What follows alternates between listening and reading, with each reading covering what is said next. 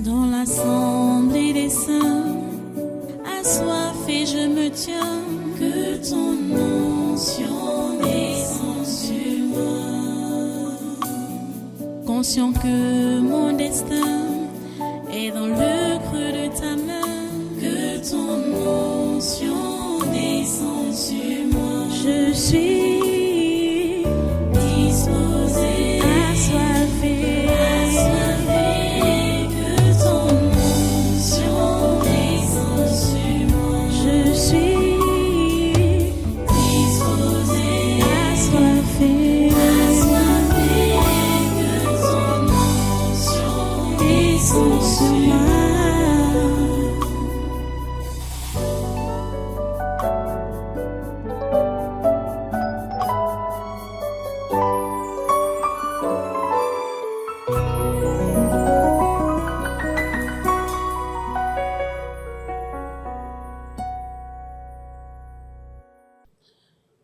Voilà, tu as la page. Colossiens chapitre 3, à partir du verset 12, nous disons ceci.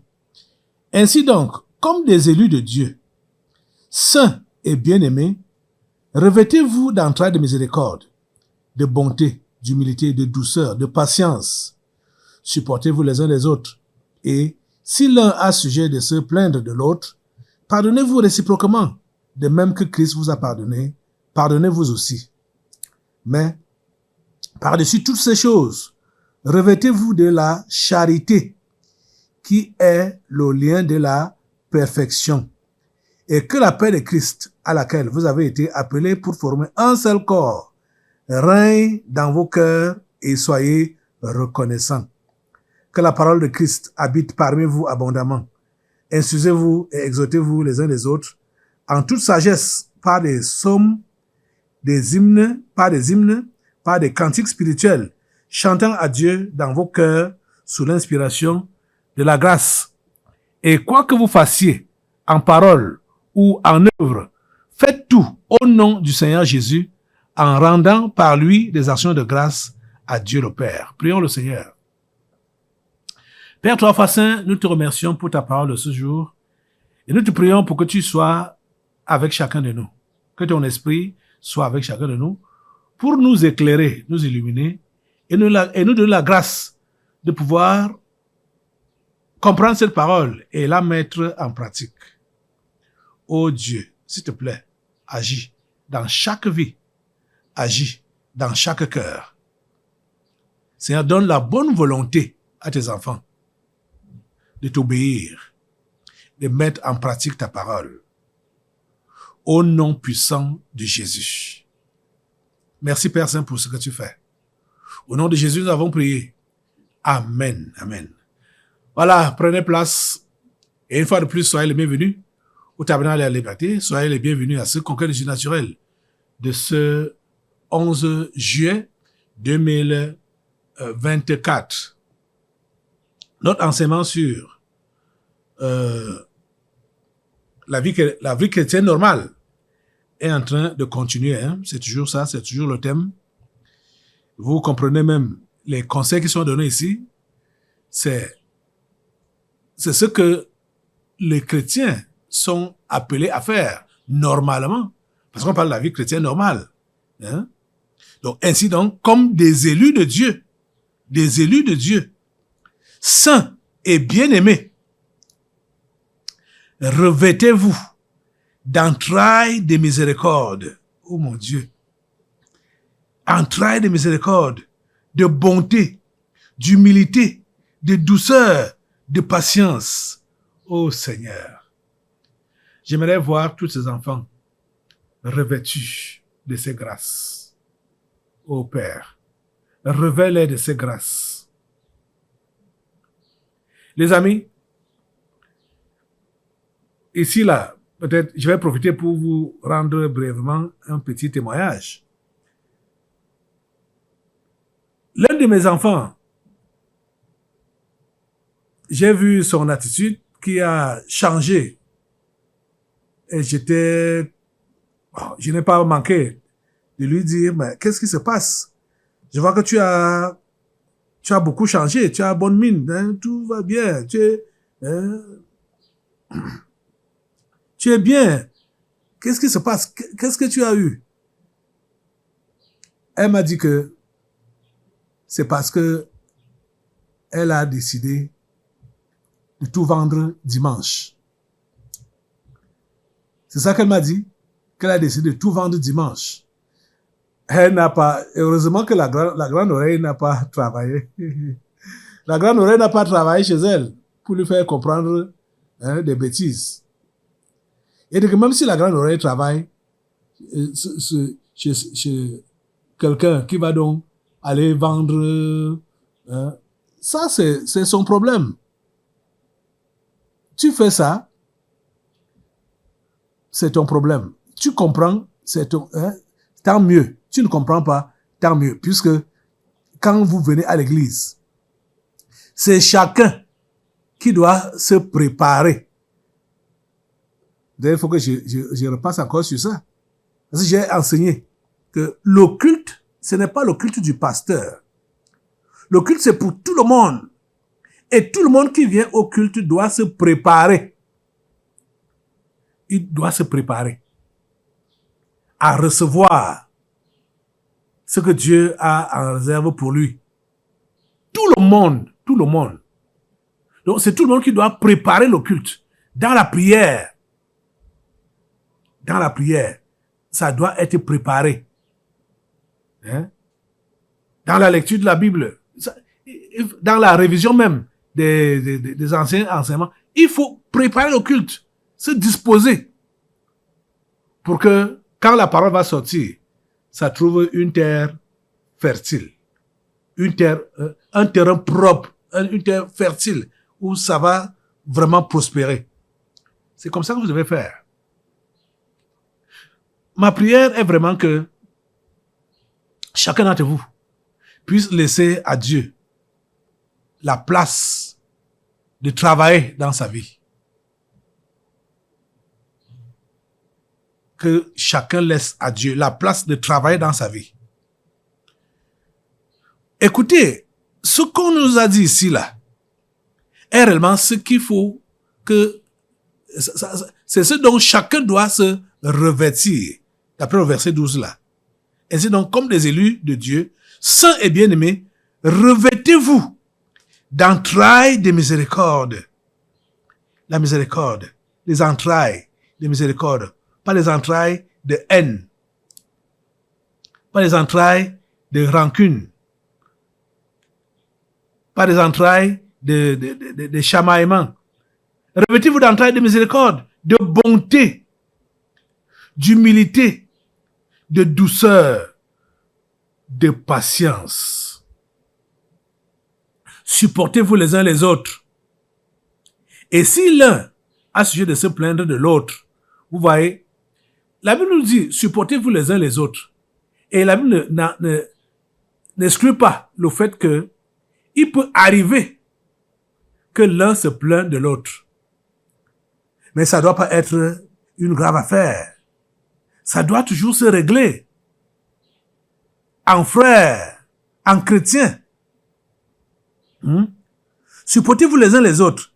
Et si l'un a sujet de se plaindre de l'autre, pardonnez-vous réciproquement. S'il y a donc les plaintes contre l'autre, pardonnez-vous réciproquement. Pardonnez-vous réciproquement. De même que Christ vous a pardonné, pardonnez-vous aussi. Donc, on pardonne en se référant à la manière que Christ nous a pardonné. Les amis, si franchement, vous êtes en train d'apprécier le pardon de Christ dans votre vie, vous ne pouvez pas garder dents à votre frère ou à votre sœur. Vous ne pouvez pas garder rancune. Si vous vous rappelez comment vous avez été pardonné, comment vous avez été accepté. Oh, sales comme nous étions, pécheurs comme nous étions, Christ nous a pris, nous a lavés, nous a acceptés pour que nous puissions être appelés enfants de Dieu. C'est la même chose qu'on doit faire pour nos frères et sœurs. Même si on t'a offensé, tu dois être capable de pardonner. tu dois être capable de pardonner. Pardonnez-vous réciproquement, et c'est réciproque, hein? C'est réciproque. Ça veut dire quoi? Comme tu as été offensé, c'est comme ça que tu offenses aussi. Tu comprends ça? Donc, il n'y a personne qui est sans faute. Il n'y a personne qui est sans faute. Il n'y a personne qui me dit que moi, je n'offense jamais quelqu'un. Moi, je n'ai pas de problème. Hein? Il faut que tu quittes dans la société des hommes. Tant que tu vis en société, tu auras des frottements avec les autres. Et dès qu'il y a donc frottement, il faut régler ça. Et qu'est-ce qui règle ça? C'est le pardon. Le pardon. Le quoi? Le pardon. Comprenez? Écoutez, le verset 14 dit, mais par-dessus toutes ces choses, vous voyez, on a parlé de se revêtir d'entrailles de miséricorde, des entrailles de bonté, des entrailles d'humilité, des entrailles de douceur, des entrailles de patience, le pardon. Mais on dit encore, par-dessus toutes ces choses, au-dessus de tout ça, pour que tout cela fonctionne, donc normalement, ce qu'on vient de citer, à partir du verset 12 là, mais par-dessus toutes ces choses, revêtez-vous de la charité qui est le lien de la perfection. Vous voyez? Qu'est-ce qui couvre tout ça? Qu'est-ce qui est au-dessus de tout ça? C'est l'amour. Vous voyez? C'est l'amour. Oh mon Dieu, que tu es merveilleux. Tu vois que si tu as de l'amour, tu seras capable d'avoir les entrailles de miséricorde. Si tu as de l'amour, tu seras capable d'avoir les entrailles de bonté, les entrailles d'humilité, les entrailles de douceur, de patience. Tu pourras supporter les autres. Si tu es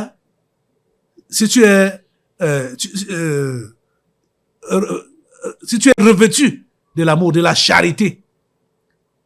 La Bible a dit ça, que la charité ou l'amour couvre une multitude de péchés.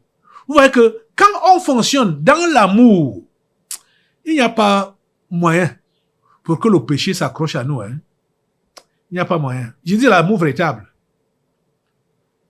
L'amour véritable, l'amour de Dieu, la qualité de Dieu, la qualité d'amour de Dieu.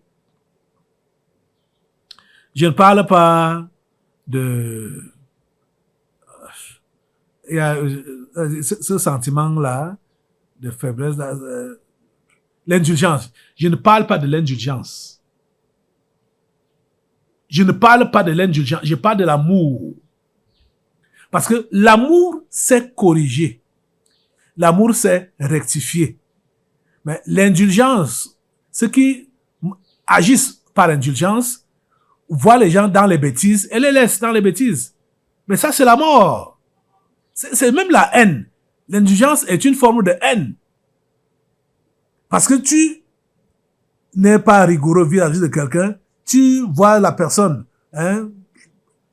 se malasser dans des saletés, tu laisses, tu caresses. Tu es en train de tuer cette personne. Tu ne l'aimes pas. Tu es en train de tuer cette personne. Tu comprends? Je ne parle pas de l'indulgence. L'amour véritable, c'est ça qui doit t'animer. Mais par-dessus toutes ces choses, revêtez-vous de la charité, qui est le lien de la perfection, c'est l'amour. Le lien de la perfection, c'est l'amour. Le lien de la perfection, c'est l'amour. Rappelez-vous que Jésus a dit à ce garçon qui était venu vers lui pour demander qu'est-ce qu'il fallait faire. Qu'est-ce qu'il fallait qu'il fasse pour hériter la vie éternelle. Jésus lui a dit, Jésus lui a rappelé les 10 commandements. Il a dit à Jésus que Jésus, j'ai déjà fait tout ça depuis mon enfance. Je pratique ces choses. Jésus lui a dit, si tu veux être parfait, si tu veux être parfait, va, vends tout ce que tu as. C'est ça qu'il a dépassé. Le lien de la perfection, c'est l'amour. Aïe, aïe, aïe. C'est l'amour. on voit que ce garçon n'avait pas de l'amour pour les gens, malgré le fait qu'il pouvait leur donner de temps à autre les pièces, de temps à autre, il pouvait leur donner à manger, il payait fidèlement ses dîmes, ses offrandes, il payait ça fidèlement, mais il n'avait pas de l'amour. C'est ça qui l'a dépassé. Et c'est ça qui l'a empêché d'aller au ciel. C'est ça qui l'a empêché d'être sauvé. Il n'avait pas de l'amour. Il faisait la religion. Quand tu es à l'église pour faire la religion, tu ne vas pas être sauvé. Oh. Je dis que tu ne vas pas être sauvé. Tu comprends ça? Tu ne vas pas être sauvé. Que tu es ici à l'église pour faire la religion, tu ne seras pas sauvé. Tu dois fonctionner dans l'amour. C'est l'amour qui est le lien de la perfection. Si tu veux être parfait, sois capable donc d'aimer. Et tu n'aimes pas seulement les gens qui sont aimables. Tu n'aimes pas seulement les gens qui t'aiment. Et vous voyez que au niveau des épîtres qu'on est en train de lire, qui nous interpellent au niveau de l'amour, c'est que cet amour doit commencer entre nous, frères et sœurs, dans la foi. Parce que quand Jésus a parlé aux disciples, il leur a dit que vous devez avoir de l'amour entre vous là, et c'est par là que le monde connaîtra que vous êtes effectivement mes disciples, parce que vous vous aimez, vous êtes solidaires, vous êtes soudés. Et cela va attirer l'attention du monde. Vous voyez? Quand un intrus va venir, il sera dévoilé. Ça a été le cas avec Ananias et Saphira. C'était des intrus. Dans l'église primitive, ils sont venus un couple des bandits, un couple des escrocs. Ils ont vu que, comme tout le monde,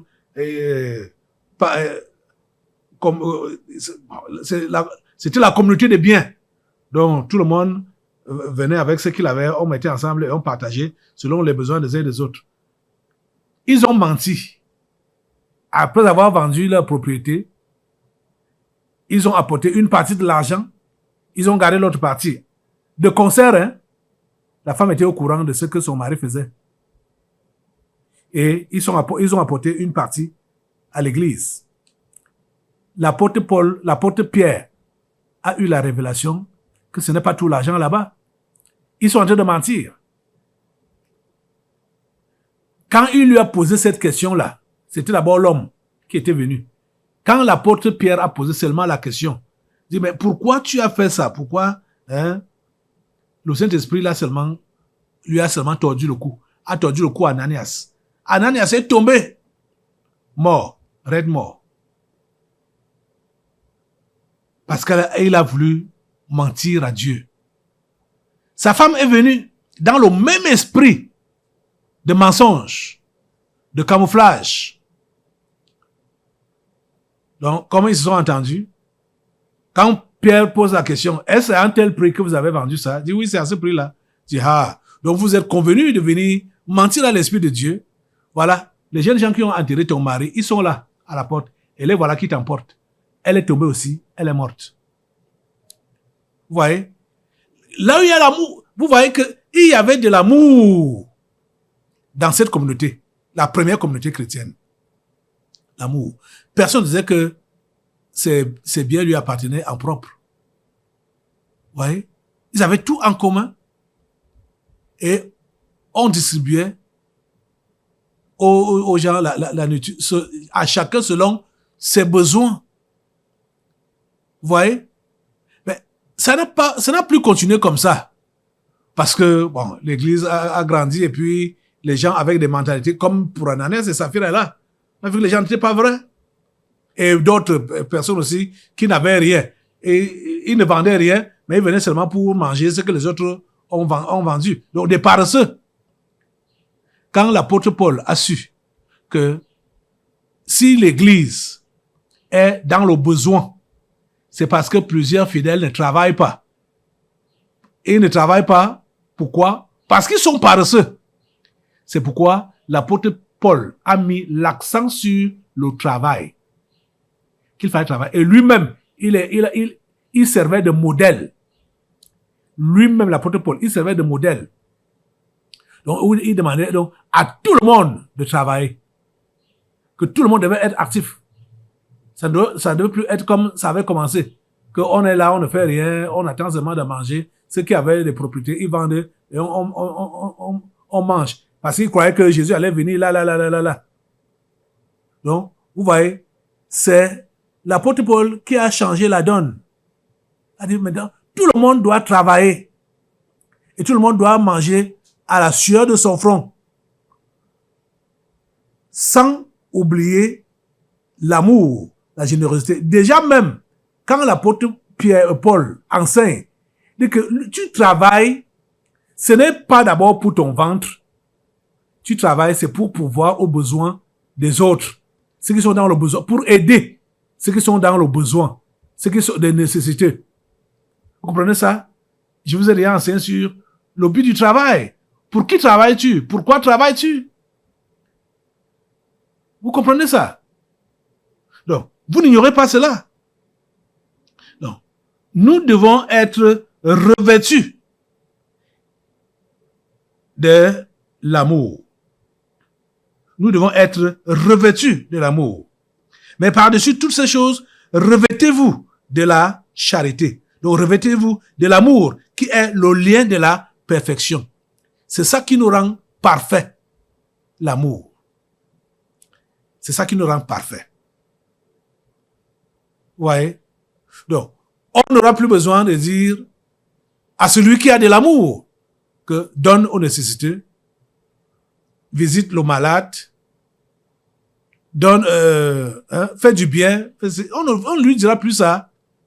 Parce que lui-même, il va comprendre que c'est le travail qu'il est appelé à faire. La générosité, la bonté. Puisque on a dit que déjà, au départ, ainsi donc, comme les élus de Dieu, saints et bien-aimés, revêtez-vous d'entrailles de miséricorde. C'est déjà là, la miséricorde. Des entrailles de bonté, d'humilité, de douceur, de patience. Ouais. Mais par-dessus toutes ces choses, revêtez-vous de la charité qui est le lien de la perfection. Et que la paix de Christ, à laquelle vous avez été appelés pour former un seul corps, règne dans vos cœurs et soyez reconnaissants. Sachez dire merci. Soyez reconnaissants. Il y a des gens qui ne savent pas dire merci. Il y a des gens qui sont ingrats. Ingrats jusqu'à. Soyez reconnaissants. Sachez dire merci. Mais ne dites pas le merci d'un certain peuple là. Hein. Vous savez qu'il y a un merci diabolique. Merci, merci, merci. Il dit merci maintenant là. Il va te voir demain, il va te dire encore que merci pour hier. Il va te voir dans une semaine, merci pour la semaine passée. Merci, mais ok. Ça là, c'est mais un merci diabolique. C'est un merci diabolique. Ce n'est pas le genre là que tu dois dire. Soyez reconnaissant. Si tu as dit merci une fois, ça suffit. Avec ton cœur. Tu n'as pas besoin de répéter ça. Hein? Quand tu répètes même ça encore, tu as dit le matin, tu répètes encore le soir. Demain, tu répètes encore. Ça veut dire que tu n'avais jamais dit merci. C'est ça que ça veut dire simplement. Je comprends pourquoi c'est vraiment démoniaque. Un démon de merci était sorti ici. Hein? Je n'invente pas. Hein? Je n'invente pas. Un démon appelé merci était sorti ici. Ce peuple-là. Et ils aiment dire merci. Donc c'est juste les apparences. Mais la Bible nous encourage à être reconnaissants. Et que la paix de Christ, à laquelle vous avez été appelés pour former un seul corps, règne dans vos cœurs. Et soyez reconnaissants. Ne réclamez pas la reconnaissance. Tu fais du bien à quelqu'un, tu poses un acte positif à quelqu'un, et il ne te dit pas merci. Ne réclame pas ça. Ne réclame pas ça. Vous comprenez? Ne réclamez pas ça. Parce que si tu réclames même,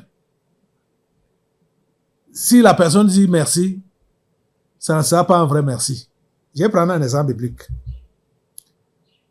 10 lépreux sont venus vers Jésus pour chercher la guérison.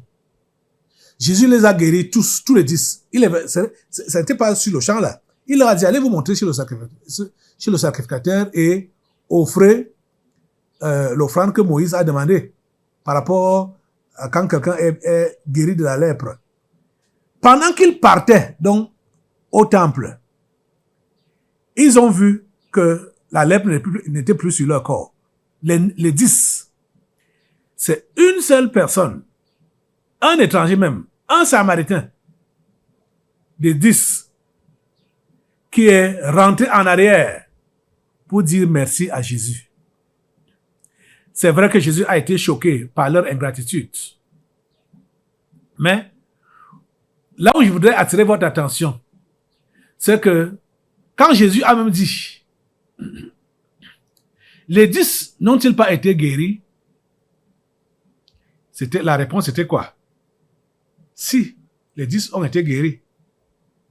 Et il dit, n'a-t-il eu que cet étranger qui vient donner gloire à Dieu? Donc, les 9 autres qui étaient des Juifs, ils ont pris la chose comme acquise. Ils n'avaient pas besoin d'aller dire merci. Ils sont allés chez le sacrificateur, comme Jésus avait dit. Mais est-ce qu'ils ont eu le temps de rentrer encore en arrière, de se racheter? Donc, quand bien même donc, tu vas réclamer la reconnaissance, la personne ne pourra jamais te dire merci avec le cœur. Jamais. Ce sera juste parce que tu as réclamé. Et c'est que, je me rappelle, dans les années 80 là, j'avais suivi un prédicateur français qui avait prêché sur ce verset. Et soyez reconnaissants, le verset 15 là. Et c'est sur la reconnaissance qu'il insistait. Lui, il insistait sur la reconnaissance pour réclamer son offrande. Il réclamait son offrande. C'était un évangéliste. Il était venu faire un programme ici là. Donc, bon, comme il y avait eu donc les délivrances, les guérisons, les ceci, les cela. Donc, pour finir, il a lu le verset 15 ici pour donc dire que dans tout ça là, vous devez me remercier. Soyez reconnaissants. Hey. Aïe, aïe, aïe. C'est malheureux, hein, quand on va retrouver, quand certains prédicateurs vont se retrouver en enfer à cause de l'amour de l'argent. C'est malheureux. Ne réclame pas la reconnaissance. On te dit merci. Merci, ça va. On te dit pas, ça va. Ne réclame pas. Tu comprends, non? Tu n'as pas besoin de réclamer. Et, vous voyez, ce qui doit également nous caractériser quand on est dans l'amour là, verset 16, que la parole de Christ habite parmi vous abondamment. La parole de Christ doit habiter parmi nous abondamment. La parole de Dieu. Les amis, ce que j'ai remarqué, c'est que les gens aiment beaucoup la diversion. Les gens aiment beaucoup la distraction. Les gens aiment beaucoup le sensationnel. Nous avons beaucoup de chaînes YouTube, Facebook et consorts. Mais là où les gens regardent le plus, c'est là où il y a les délivrances. Et comme déjà même maintenant, depuis là, depuis que YouTube et Facebook, ils nous combattent à cause de leurs mensonges, on a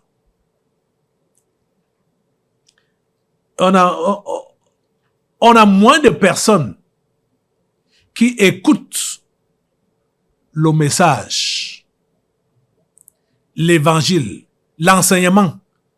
On a une chaîne YouTube qui est intitulée Monde pour Christ, enseignement biblique. Cette chaîne-là est moins fréquentée. Je ne sais pas si vous-même, qui êtes, je parle surtout aux gens du tabernacle qui sont à la diaspora.